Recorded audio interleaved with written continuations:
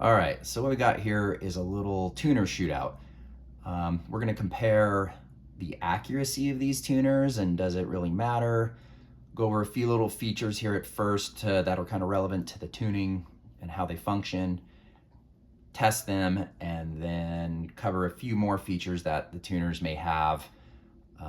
It's not gonna be super in-depth, but it will give you a general idea and maybe help you decide what's important to you, things that are maybe not important, and come to your own conclusions.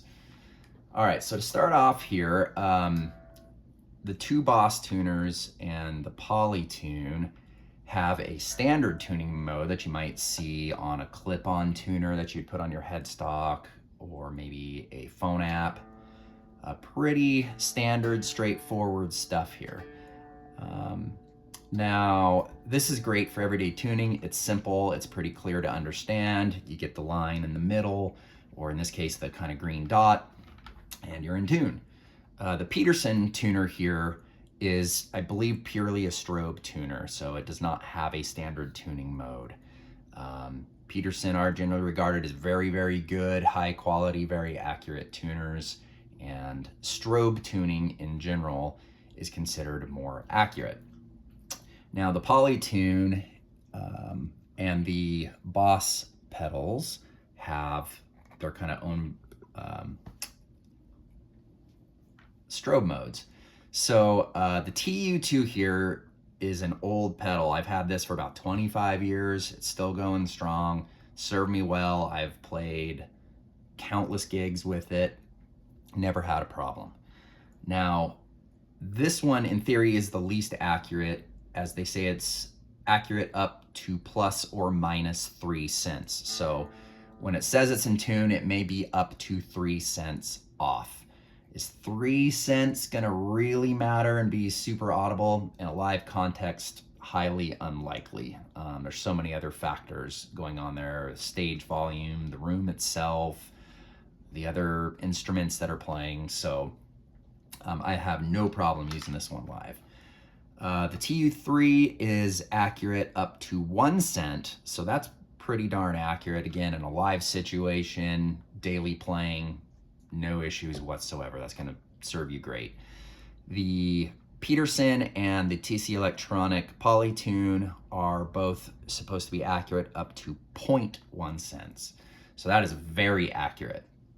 Do we need that kind of accuracy? In most cases, probably not, but where that maybe is a factor is if you do setups on your guitar and you're getting the intonation set, you want something as accurate as you can probably get.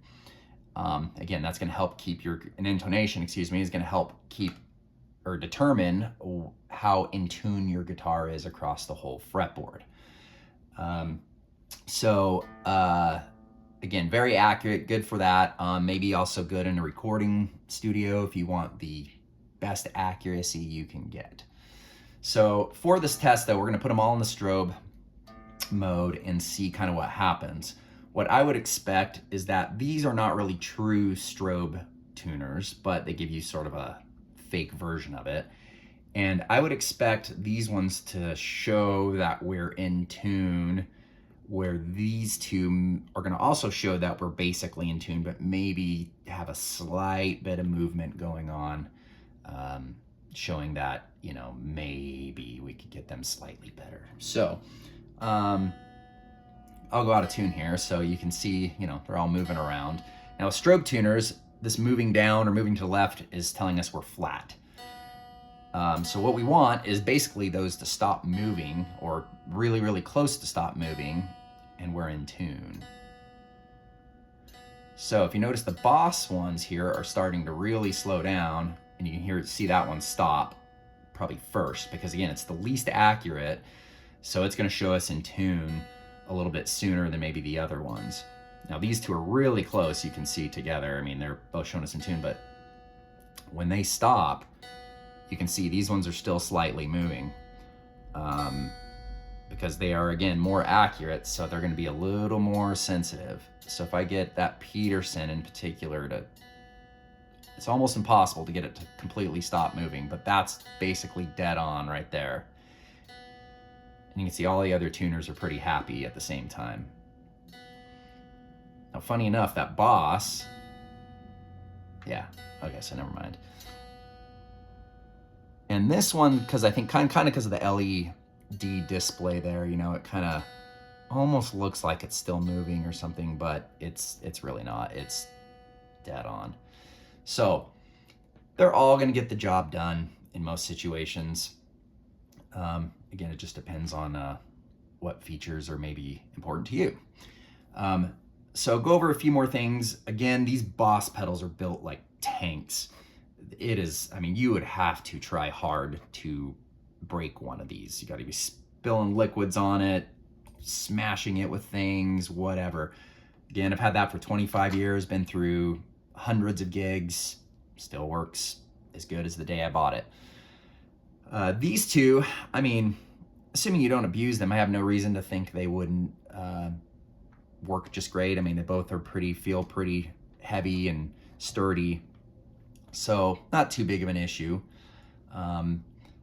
With these two, there are different sizes available. Like, you can get this Peterson in about the same size as this Polytune, and vice versa. You can get the Polytune in a smaller form factor like the Peterson.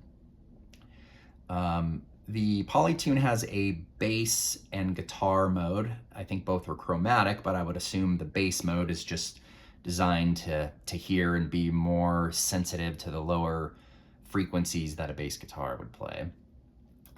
These ones also have some extra modes. There's like a bass mode, a flat mode, things of that nature, which honestly, chromatic mode, in my opinion, is where you should live. You can just tune to any note you want with the chromatic mode.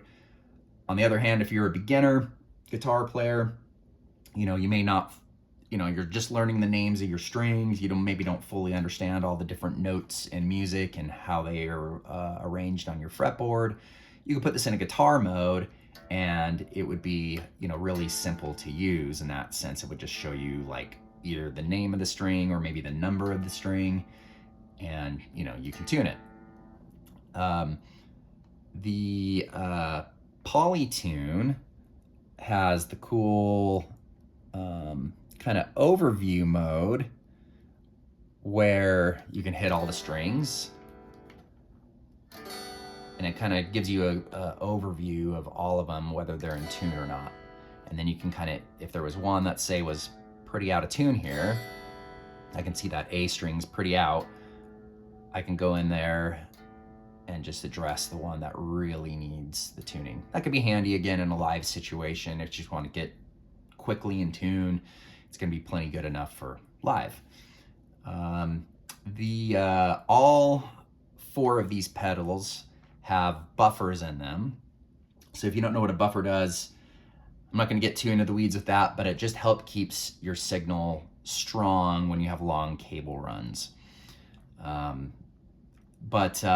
These two also have what they call true bypass modes, where you can turn the buffer off. Some people don't like a buffer, and that's fine. So that option's kind of nice. The Peterson has a ton of different options in it. You can change the color of the screen.